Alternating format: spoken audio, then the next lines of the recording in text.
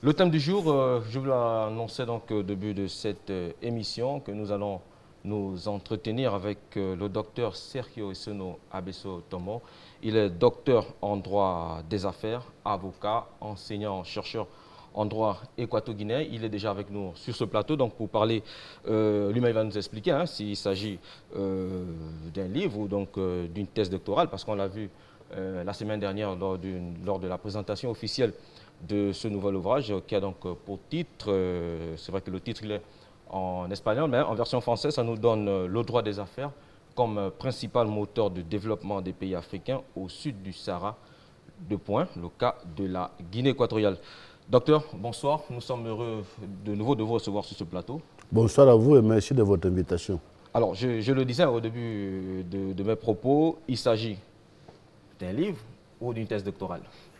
Je pourrais dire qu'il s'agit de deux choses à la fois.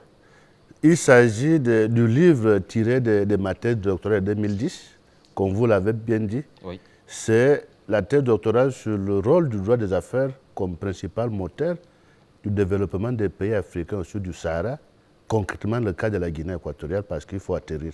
C'est d'abord ma thèse doctorale 2010, mise à jour jusqu'en 2020. Cela veut dire que c'est un livre qui est le seul en Guinée équatoriale, peut-être dans notre sous-région, qui a ce mérite d'avoir tout repris et d'avoir tout commenté. Oui. Toute la législation CEMAC, OHADA, CIMA, le code CIMA des assurances, OAPI, propriété intellectuelle, et la législation interne équato-guinéenne, y compris constitutionnelle, qui a trait à l'exercice des activités économiques, est dans ce livre que vous me faites l'honneur de présenter dans votre émission. C'est un plaisir, docteur. Alors, Juan Pedro Mendene.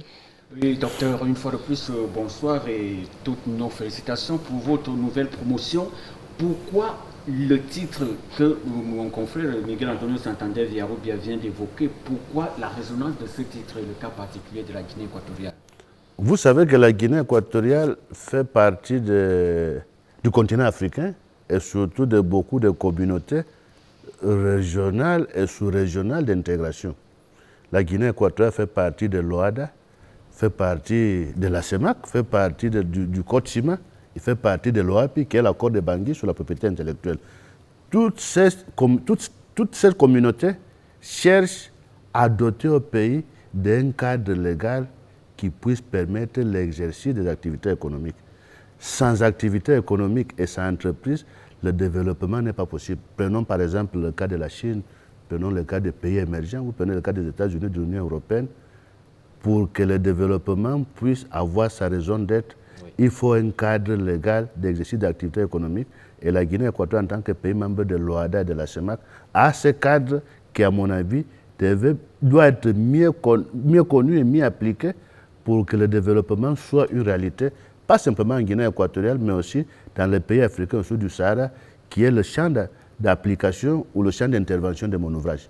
Cet ouvrage. Alors, on voit avec ce titre qu'on tourne là vers, on va dire, le climat des affaires, peut-être l'amélioration du climat des affaires. Au niveau national, on en parle beaucoup, on voit des réunions de haut niveau, au sommet de l'État, gouvernement. Alors, je crois que c'est une analyse que vous avez faite aussi dans ce livre.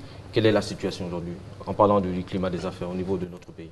La situation du climat des affaires, pas simplement en Guinée équatoriale, mais dans la plupart des pays africains au sud du Sahara. Je dis que le livre couvre tous les pays africains au sud du Sahara et surtout de façon concrète les pays membres de l'espace OADA, de l'espace CEMAC, de l'espace OAPI et de l'espace CIMA. Nous avons, il faut le dire, une des législations les plus modernes et les plus favorables à l'exercice des activités économiques. Malheureusement, cette législation n'est pas assez connue, n'est pas assez maîtrisée, ce qui fait que dans le classement Doing Business, par exemple, dans le classement des pays où on peut faire des affaires, la Guinée équatoriale n'est pas très bien classée. Dans ce cas, ce que nous voulons avec le livre, c'est que pas simplement la Guinée équatoriale, d'autres pays qui sont dans la même situation, sachent d'abord que nous avons un droit des affaires de plus moderne, de plus adapté à la réalisation des activités économiques. Ce droit peut être le principal levier de notre développement si ce droit était simplement mieux connu et mieux appliqué. En matière de classement, pour répondre concrètement à votre question, nous avons ce paradoxe d'avoir une des meilleures législations au monde, il faut le dire, pour l'exercice de l'activité économique, mais une législation qui est mal appliquée parce qu'elle est mal connue. Alors là, en faisant, docteur, ce diagnostic peu reluisant du climat des affaires en Guinée équatoriale, comment améliorer le climat des affaires en Guinée équatoriale? Pour moi, je l'ai toujours dit, pas simplement dans mon livre, dans mes recherches, nous avons déjà presque toutes les institutions qui nous permettent d'améliorer le climat des affaires. Je vais vous citer des exemples. Nous avons par exemple une école de la magistrature qui fonctionne depuis 1999. La justice, aussi bien la justice étatique comme l'arbitrage, sont des instruments essentiels pour que le droit des affaires puisse permettre le développement du pays. Nous avons aussi l'école de l'administration. Ce qu'il faut faire pour améliorer le climat des affaires, c'est que ces deux écoles soient fonctionnelles comme partout.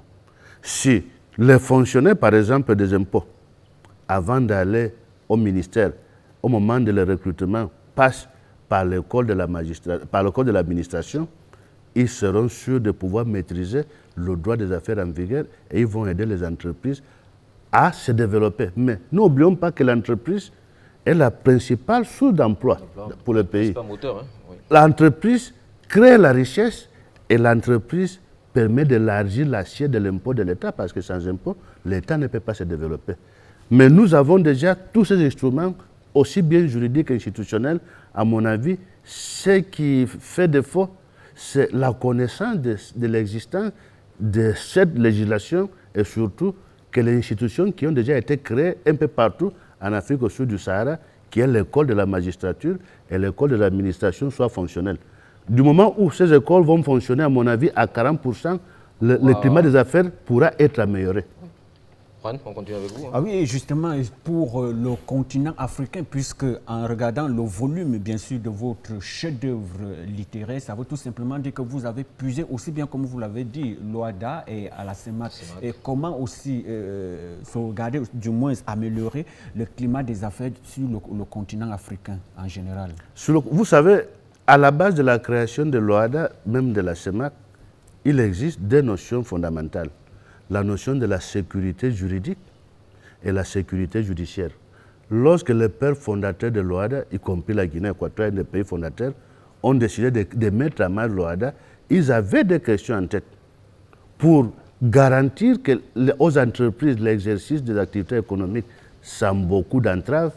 Il fallait améliorer l'environnement juridique, ce qu'on appelle la sécurité juridique, doter au pays des lois modernes adaptées à l'exercice des activités économiques en Afrique et surtout un environnement judiciaire des juridictions nationales et des tribunaux arbitraux capables de régler le conflit entre hommes d'affaires. Vous savez que le droit des affaires a des éléments, la rapidité et la sécurité.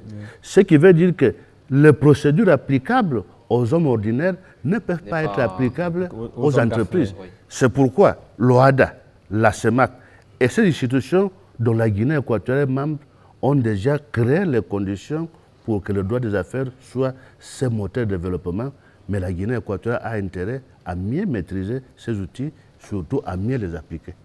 Docteur Sergio, moi j'ai une autre question. Le livre, d'aucuns peut-être pourraient penser comme peut-être c'est un docteur qui l'a écrit, les mots utilisés sont peut-être... Il est destiné à qui? C'est des économistes, c'est des experts ou étudiants aussi, tout le monde peut... Le livre est destiné à tout le monde. Oui. Même si c'est un livre technique et académique. Mais avec un langage que tout le monde peut Le livre comprendre. Est rédigé dans un langage que tout le monde peut comprendre. Pourquoi? Parce que ce qu'on emploie dans le livre, c'est ce qu'on appelle l'analyse économique du droit. C'est quoi rapidement l'analyse économique du droit? Au lieu de se demander c'est quoi le droit, on se demande à quoi sert le droit. Parce que pendant des années, on a toujours enseigné aux mêmes juristes le droit c'est quoi. Le droit c'est quoi, mais on oublie que le droit c'est d'abord l'organisation de la société pour parvenir au bien-être et surtout au développement. Le livre est dédié à tout public, à tous les fonctionnaires ou à tout autre être humain qui pense être intéressé au problème de développement de l'Afrique au sud du Sahara et de la Guinée équatoriale notamment. Alors, docteur, nous sommes déjà au terme de cet entretien. Malheureusement, je crois qu'on pouvait encore beaucoup dire sur ce bouquin, mais on aura l'occasion. Alors, Où est-ce qu'on peut avoir ce livre pour ceux-là qui sont intéressés? Le livre, on peut l'avoir de la façon la plus rapide, oui. C'est par Internet. Vous allez à Google General Publishing, la maison d'édition a une page web où on peut acheter le livre. Mais nous avions quelques exemplaires, malheureusement, après la présentation. Tous les exemplaires ont été écoulés. Ce n'est qu'à partir de janvier que nous... On est en rupture de stock maintenant. En Guinée-Équatoriale, on est en rupture de stock, mais le livre est vendu par Internet. On peut aller à General Publishing, la maison d'édition, mettre simplement le titre dans le moteur, oui. Ils auront accès, ou ils peuvent acquérir le livre sans problème. Docteur, on vous remercie donc encore une fois d'avoir répondu à notre invitation. Donc je rappelle que c'était pour parler déjà de ce nouvel ouvrage que vous voyez ici sur ce plateau, le droit des affaires comme principal moteur de développement des pays africains au sud du Sahara, le cas de la Guinée équatoriale. Encore une fois, nos félicitations donc pour ce nouveau travail et on est ouvert. Merci à vous, merci de votre invitation. Et avec plaisir, je viendrai chez vous la prochaine fois. Merci. Un plaisir également de trouver nos millions de téléspectateurs sur la télévision nationale et internationale de Guinée équatoriale dans le cadre d'un prochain numéro de hebdomadaire sur la télévision nationale et internationale de Guinée équatoriale.